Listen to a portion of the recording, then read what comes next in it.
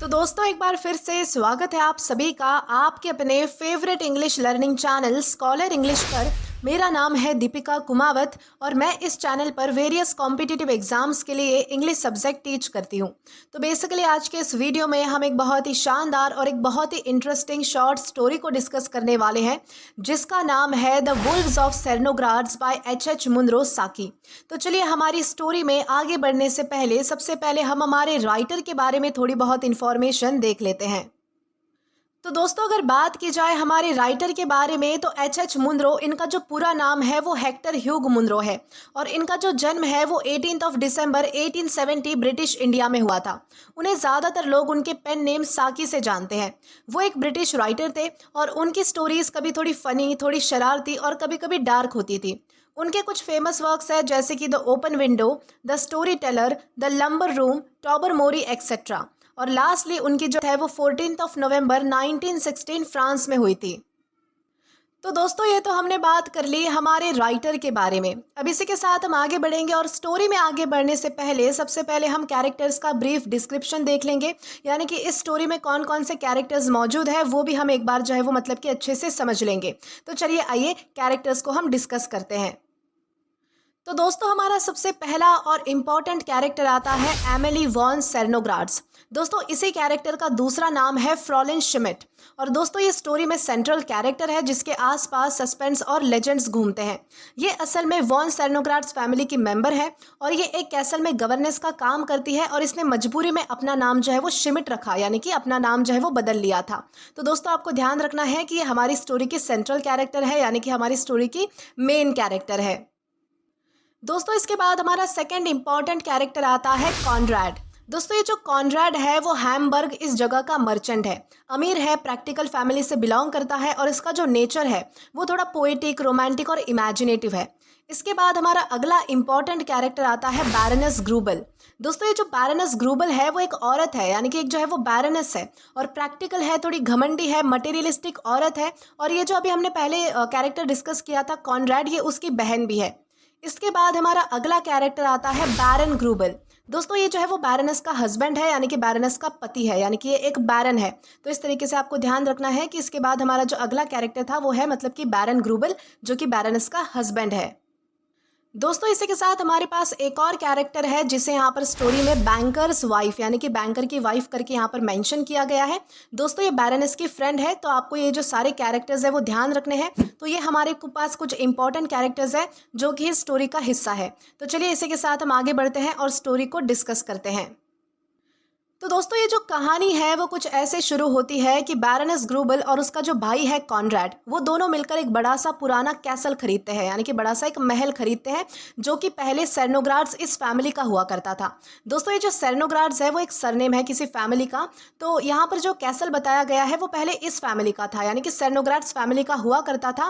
और अब यहाँ पर जो है वो कहानी की शुरुआत में एक सीन भी बताया गया है कि ये जो बैरन और बैरनेस ग्रूबल है वो अपने पुराने कैसल में अपने मेहमानों के साथ डिनर कर रहे होते हैं। दोस्तों बैरन जो है वो बैरनेस का पति है, जैसे कि मैंने आपको कैरेक्टर हम जब पढ़ रहे थे तभी आपको बताया था।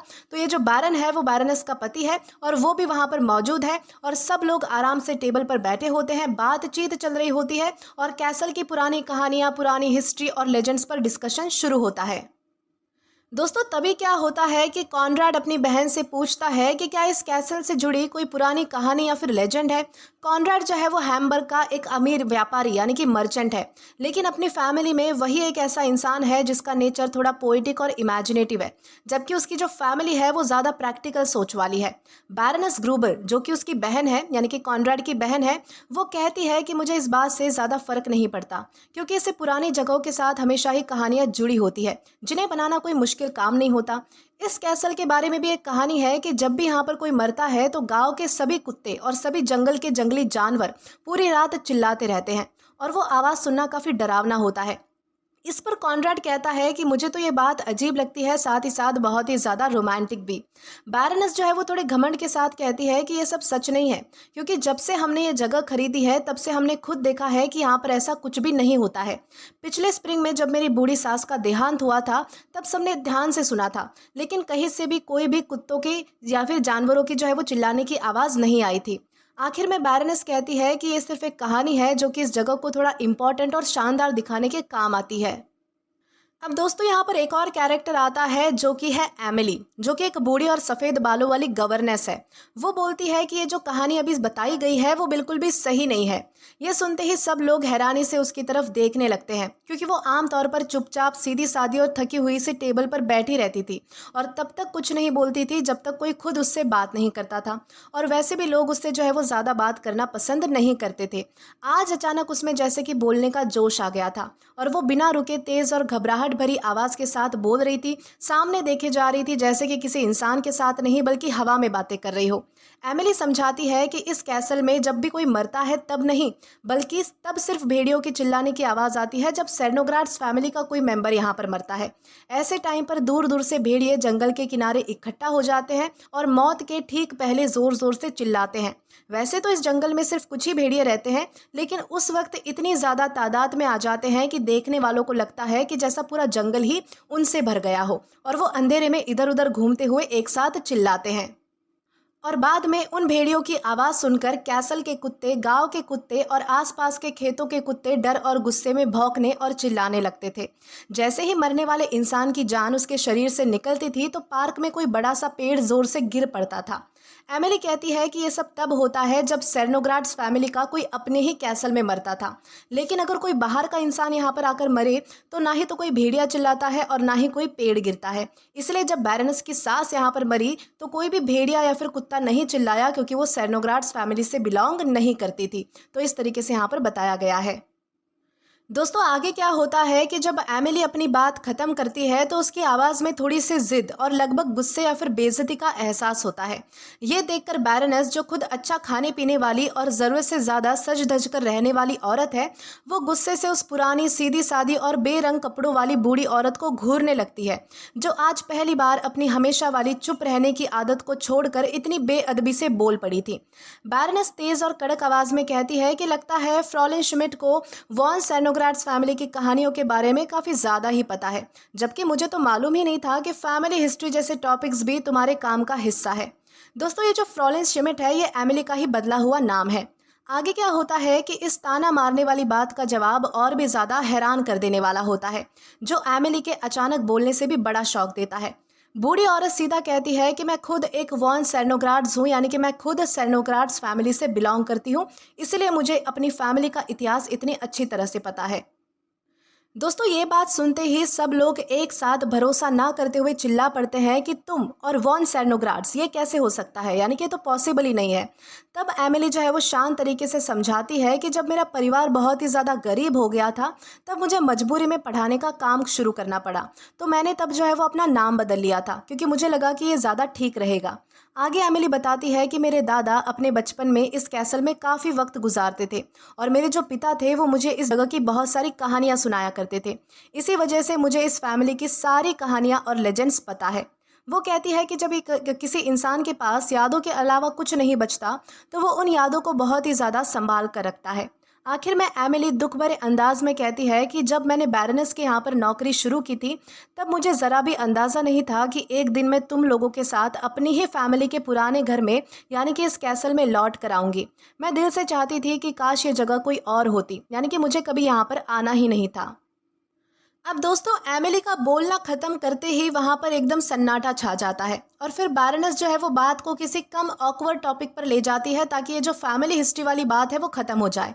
लेकिन बाद में जब बूढ़ी गवर्नेस चुपचाप अपना काम करने चली जाती है तब सब लोग उसकी बातों का मजाक उड़ाने लगते हैं और उसकी कही गई बातों पर बिल्कुल भी भरोसा नहीं करते। अब यहाँ पर ये जो बैरन है, बैरन यानी कि जो बैरनेस का पति है, वो गुस्से और हैरानी के साथ कहता है कि इस औरत की बात करने की हिम्मत बहुत ही ज़्यादा थी और कैसे वो हमारे ही टेबल पर बैठकर ऐसी बातें बोल सकती है जैसे कि हमारी उसके सामने कोई औकात ही ना हो। मुझे तो उसकी एक भी बात पर यकीन नहीं है। वो सिर्फ एक नॉर्मल श्मिट है और बाकी कुछ भी नहीं है, यानी कि वो सिर्फ नॉर्मल पर्सन है, कोई भी सेर्नोग्राड्स फैमिली से बिलोंग नहीं करती है। इस तरीके से बैरन जो है वो कह रहा था। दोस्तों बैरन कहता है कि मेरे हिसाब से एमिली ने बस जो है वो गांव के लोगों से पुरानी सेनोग्राट्स फैमिली की कहानियां सुनकर उन्हें जोड़ तोड़कर हमें सुना दिया है। बैरनस भी कहती है कि वो खुद को इम्पोर्टेंट दिखाना चाहती है क्योंकि उसे पता है कि अब वो ज़्यादा दिन काम करने के लायक नहीं रही और इसीलिए वो हमारी दया पाने की कोशिश कर रही है। और यहाँ पर बैरनस भी उसके ग्रैंडफादर वाली बात का मजाक उड़ा देती है। यहाँ पर दोस्तों ये भी बताया गया है कि बैरनस के भी जो है वो अपने कई ग्रैंडफादर्स रहे हैं, लेकिन उसने कभी भी उस बात का घमंड नहीं किया। बैरन हंसी उड़ाते हुए कहता है कि हो सकता है कि एमिली का जो दादा है वो कैसल में कोई छोटा मोटा काम करने वाला लड़का रहा हो और शायद कहानी का सिर्फ यही हिस्सा सच हो। दोस्तों आगे बताया गया है कि ये जो हैम्बर का मर्चेंट होता है यानी कि कॉनरैड बैरनस का भाई, वो बिल्कुल चुप रहता है क्योंकि जब एमिली अपनी यादों की बात कर रही थी तब उसने उसकी आंखों में आंसू देखे थे, या फिर अपनी इमेजिनेटिव आदत की वजह से भी ऐसा उसे लग सकता था। बैरनस फिर कहती है कि जैसे ही न्यू ईयर की सेलिब्रेशंस खत्म होगी तो मैं एमिली को नौकरी से निकालने का नोटिस दे दूंगी, क्योंकि तब तक तो मैं इतनी ज़्यादा बिजी हूँ कि उसके बिना काम संभालना मेरे लिए बहुत ही ज़्यादा मुश्किल होने वाला है। लेकिन दोस्तों किस्मत ऐसी होती है कि क्रिसमस के बाद की कड़क ठंड में एमिली बीमार पड़ जाती है और अपने कमरे तक ही सिमट जाती है, जिसकी वजह से बैरनस को उसके बिना ही काम चलाना पड़ता है। साल के आखिरी दिनों में जब मेहमान आग के पास बैठे होते हैं तो बैरनस बहुत ही झुंझलाकर कहती है कि ये बात मुझे बहुत ही ज़्यादा चिड़चिड़ी लग रही है, क्योंकि पूरे टाइम में जब भी एमिली हमारे साथ रही तो वो कभी भी इतनी ज़्यादा बीमार नहीं पड़ी कि वो कोई काम ही ना कर सके, और आज जब घर मेहमानों से भरा हुआ पड़ा है तो वो किसी भी तरीके से मेरी मदद नहीं कर पा रही है। अब तो वो जैसे कि टूट सी गई है। दोस्तों आगे जो है वो बैरनस ये भी कहती है कि मुझे तो उस पर तरस आता है क्योंकि वो बहुत ही ज़्यादा कमज़ोर और सूखी हुई लगती है, लेकिन फिर भी ये जो सिचुएशन है वो मुझे बहुत ही ज़्यादा परेशान कर रही है कि मेरी मदद करने के लिए कोई नहीं है, जबकि घर में कितने सारे मेहमान आए हुए हैं। अब दोस्तों इसी बात पर वो जो बैंकर की बीवी है, बैंकर की बीवी यानी कि जो मेहमान बनकर उस कैसल में रहने आई है, वो बैरनस की बात से सहमत होते हुए कहती है कि हाँ, ये जो सिचुएशन है वो सच में बहुत ही ज़्यादा परेशान करने वाली है और शायद इसकी वजह जो है वो भयानक ठंड है, क्योंकि इतनी ज़्यादा ठंड जो है वो बुज़ुर्ग लोगों को तोड़ देती है और इस साल जो है वो कुछ ज़्यादा ही ठंड पड़ रही है। बैरन भी कहता है कि दिसंबर में इतनी तेज़ जमाने वाली ठंड जो है वो बहुत ही सालों बाद पड़ी है, और इसी बात पर बैरनस बोलती है कि हाँ, ऊपर से एमिली जो है वो काफ़ी बूढ़ी भी है और मुझे तो अफसोस होता है कि काश मैंने उसे कुछ हफ्ते पहले ही निकलने का नोटिस दे दिया होता, तो शायद ये सब होने से पहले ही वो यहाँ से चली जाती। अब दोस्तों इसी बीच क्या होता है कि बैरनस अपने छोटे से कुत्ते वैपी से, यानी कि जो है वो वैपी जो है वो एक कुत्ता है, उससे पूछती है कि उसे अचानक क्या हो गया है, क्योंकि वो बहुत ही ज़्यादा डिस्टर्ब हो चुका है।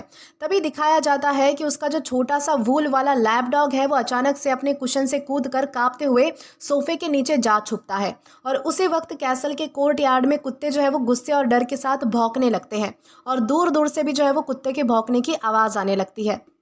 दोस्तों आगे यहाँ पर बताया गया है कि बैरन जो है वो हैरानी से पूछता है कि जानवर इतने ज़्यादा डिस्टर्ब क्यों हो रहे हैं। फिर सब लोग जो है वो ध्यान से सुनते हैं और उन्हें वो आवाज़ सुनाई देती है जिसने कुत्तों को डरा दिया था, और वो आवाज़ थी एक लंबी कांपते हुए ऊपर नीचे होती हुई हाउल, जो कभी तो बहुत ही दूर लगती है और कभी बर्फ़ पर से फिसलते हुए कैसल की दीवारों के पास आती हुई महसूस होती है। दोस्तों उस आवाज़ में जो है वो भूख, ठंड और जंगल की बेरहम तकलीफ घुली हुई लगती है, जैसे कि पूरी जमी हुई दुनिया का दर्द और जंगली जानवरों की भूख का गुस्सा उस एक चीख में समा गया हो। और वो आवाज़ इतनी ज़्यादा उदास और डरावनी होती है कि उसका नाम भी देना बहुत ही ज़्यादा मुश्किल लगता है। अब यहीं पर जो है वो बैरन चिल्लाकर कहता है कि ये तो भेड़ियों की आवाज़ है। फिर अचानक जो है वो हर तरफ से जैसे एक साथ भेड़ियों का ज़ोरदार चिल्लाना शुरू हो जाता है। अब यहाँ पर ये जो हैम्बर का मर्चेंट है यानी कि कॉनरैड जो है वो ज़्यादा इमेजिनेशन वाला आदमी है। वो कहता है कि लगता है यहाँ पर तो 100 भेड़िए होंगे। इसी बीच बैरनेस बिना सोचे समझे अपने मेहमानों को छोड़कर उस छोटे से ठंडे और उदास कमरे की तरफ चली जाती है, जहाँ पर बूढ़ी गवर्नेस साल के आखिरी घंटों के गुजरने का इंतज़ार कर रही होती है। कड़क ठंड के बावजूद कमरे की खिड़की जो है वो खुली होती है, जिसे देखकर बैरनेस हैरानी से और गुस्से के साथ आगे बढ़ती है उसे बंद करने के लिए। तभी बूढ़ी औरत जो है वो कमज़ोर आवाज़ में लेकिन एक हुक्म भरे अंदाज में कहती है कि खिड़की को खुला ही छोड़ दो।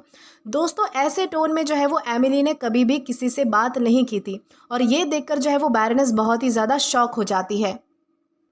दोस्तों आगे जो बैरनेस है वो घबराकर कहती है कि ऐसा करने से तो तुम ठंड से मर जाओगी, यानी कि अगर मैं खिड़की को खुला छोड़ दूंगी तो तुम्हें ठंड लगेगी और तुम जो है वो ठंड से मर जाओगी।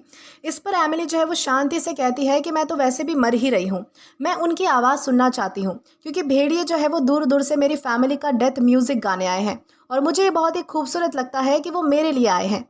वो आगे कहती है कि मैं अपनी फैमिली की आखिरी वॉन सेर्नोग्राड्स हूँ जो इस फैमिली के यानी कि इस पुराने कैसल में मरूंगी और भेड़िए मेरे लिए जो है वो गाना गाने आए हैं। और एमिली जो है वो बैरनेस से कहती है कि सुनो वो कितनी ज़ोर से बुला रहे हैं मुझे।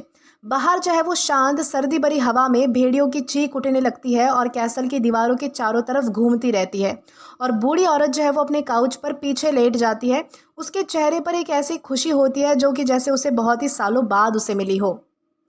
दोस्तों आगे क्या होता है कि एमिली जो है वो बैरनेस से कहती है कि तुम यहाँ से चली जाओ क्योंकि अब मैं बिल्कुल भी अकेला महसूस नहीं कर रही हूँ और मैं खुद को एक बड़ी और पुरानी फैमिली का हिस्सा समझ रही हूँ। जब बैरनेस वापस अपने मेहमानों के पास आती है तो वो कहती है कि लगता है एमिली अब मर रही है और अब शायद डॉक्टर को बुलाना पड़ेगा। लेकिन साथ ही वो भेड़ियों की उस भयानक आवाज़ से परेशान होते हुए ये भी कहती है कि चाहे मुझे कोई कितना भी पैसा दे दे, मुझे कोई कितना भी पैसा मिल जाए, लेकिन मैं ऐसी डेथ म्यूज़िक सुनना बिल्कुल भी नहीं पसंद करूँगी। इस पर कॉनरेड जो मतलब कि बैरनेस का भाई होता है वो शांत तरीके से कहता है कि ऐसी डेथ म्यूज़िक को कोई पैसों से खरीद भी नहीं सकता, यानी कि ऐसी म्यूज़िक जो है वो पैसों से खरीदी ही नहीं जा सकती। दोस्तों इसी दौरान जो है वो बैरन बोलता है कि ध्यान से सुनो ये दूसरी आवाज़ क्या है, क्योंकि कहीं से तो कुछ टूटने और गिरने की ज़ोरदार आवाज़ आती है और पता चलता है कि पार्क में एक पेड़ गिर गया है। कुछ पल के लिए जो है वो सब लोग चुप हो जाते हैं। फिर ये जो बैंकर की बीवी है यानी कि जो बैरनस की फ्रेंड है वो बोलती है कि इतनी ज़्यादा ठंड की वजह से जो है वो पेड़ फटकर गिर रहे हैं और इसी ठंड की वजह से जो भेड़िए है वो इतनी तादाद में जो है वो बाहर आ चुके हैं और ऐसी भयानक सर्दी जो है वो बहुत ही सालों बाद पड़ी है। बैरनस भी जो है वो जल्दी से मान लेती है कि इन सब चीज़ों के पीछे ठंड ही जिम्मेदार है और यही ठंड जो खुली खिड़की से आ रही थी वो एमिली के हार्ट फेल्यूर का सबब बनी, इसलिए डॉक्टर की ज़रूरत ही नहीं पड़ी। और दोस्तों आखिर में बताया जाता है कि अखबार में छपी हुई डेथ नोटिस काफ़ी इज्जतदार लग रही थी, जिसमें लिखा हुआ था कि 29 दिसंबर को स्क्लॉस सेर्नोग्राड्स में एमिली वॉन सेर्नोग्राड्स का देहांत हुआ, जो कई सालों तक बैरन और बैरनस ग्रूबल की एक कीमती दोस्त बन के रही। तो दोस्तों इसी के साथ हमारी ये जो स्टोरी है वो यहीं पर ख़त्म होती है। इस कहानी का ओवरऑल मैसेज देखें तो इस कहानी का ओवरऑल मैसेज ये है कि यादें, पहचान और विरासत पैसों और स्टेटस से कई ज़्यादा गहरी होती है। बैरनस और बाकी मेहमान जो है वो सारी चीज़ों को प्रैक्टिकल सोच, पैसा और लॉजिक के नज़रिए से देखते हैं, जबकि एमिली जो है वो अपनी फैमिली, इतिहास और यादों से जुड़ी हुई है। कहानी दोस्तों ये दिखाती है कि पुरानी लेजेंड्स हमेशा सिर्फ कहानी नहीं होती, बल्कि कभी कभी उनके पीछे सच और इमोशनल सच्चाई भी छुपी होती है, जिसे सिर्फ वही लोग महसूस कर सकते हैं जो कि उस विरासत का हिस्सा होते हैं। एमिली के लिए भेड़ियों की आवाज़ डर नहीं बल्कि अपनी पहचान की पुकार है, जबकि बाकी लोग सिर्फ उसे ठंड और इत्तेफाक मानते हैं। साथ ही ये जो कहानी है वो ये भी बताती है कि समाज जो है वो अक्सर कमज़ोर, गरीब या फिर चुप रहने वाले लोगों की बात को नज़रअंदाज कर देता है, लेकिन उनके पास सबसे गहरा सच और सबसे दर्दनाक यादें छुपी होती है। आखिर में एमिली अपनी मौत में भी अपनी पहचान पा लेती है, जबकि बाकी लोग उस सच को मानने से इनकार कर देते हैं। तो इस तरीके से यहाँ पर इस कहानी में हमें समझाया गया है। तो दोस्तों इसी के साथ हमारी ये जो स्टोरी है वो यहीं पर ख़त्म होती है। आशा करती हूँ कि आपको ये जो स्टोरी है वो अच्छे से समझ आई हो और पसंद भी आई हो। दोस्तों अगर आपने अभी तक हमारा टेलीग्राम चैनल ज्वाइन नहीं किया है तो टेलीग्राम पर English with Deepika Kumawat search करके या फिर डिस्क्रिप्शन में दिए गए लिंक के थ्रू, साथ ही साथ अभी जो आपको आपके स्क्रीन पर QR कोड दिख रहा है वहाँ से भी आप जो है वो डायरेक्टली स्कैन करके हमारा टेलीग्राम चैनल ज्वाइन कर सकते हैं, ताकि आप कभी भी किसी भी नए आने वाले वीडियोज़ को लेकर कोई को मिस ना करें। और दोस्तों अगर आपको आज का ये वीडियो पसंद आया है या फिर हेल्पफुल लगा है तो do like this video, subscribe the channel and share as much as you can. और अगर आपने इससे पहले वाले वीडियोस नहीं देखे हैं या फिर आप ऐसे ही स्टोरी वाले वीडियोस और भी देखना चाहते हैं तो यहाँ पर मैंने एक प्लेलिस्ट प्रोवाइड कर दी है, जहाँ पर आप क्लिक करके वो सभी पहले वाले वीडियोस भी देख सकते हैं और एक्सप्लोर कर सकते हैं। Till then keep learning. Thank you.